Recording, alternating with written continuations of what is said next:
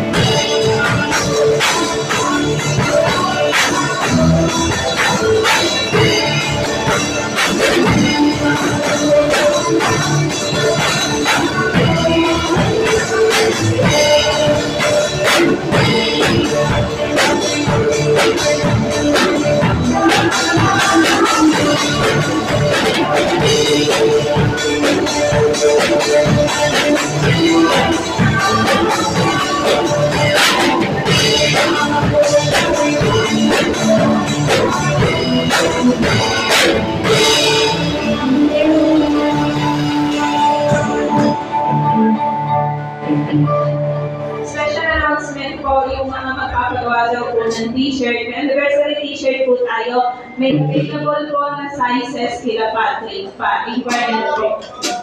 Mga bata na po. At saka yung may mga gusto pang humabol, pwede pa pong humabol bago tayo mag-anniversary. Tapos ito din po, para sa couples fellowship, mamimigay na po kami ng invitation. Sa GC po, palalagay din namin kung ilan yung mga attendees para po malaman na din namin yung souvenirs and yung para sa food.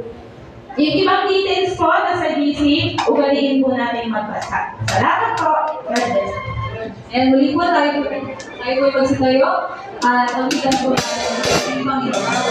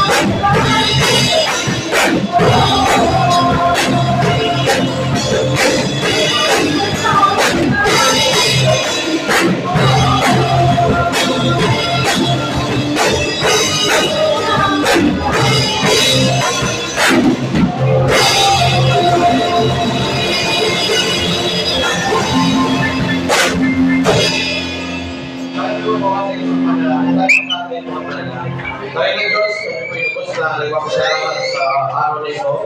Salamat po sa katagbayan ng gawain ito. Salamat sa mga mensahe na bahagi. Salamat po sa buhay ng tatay dito. Pinagiging buhay na totoo para sa amin. Dalangin din namin po ninyo na patuloy mo sa aming puso at isipan ang mga salita na bahagi. Dalangin namin, magamit din po ito sa pang-araw-araw namin buhay sa aming pananampalataya sa iyo.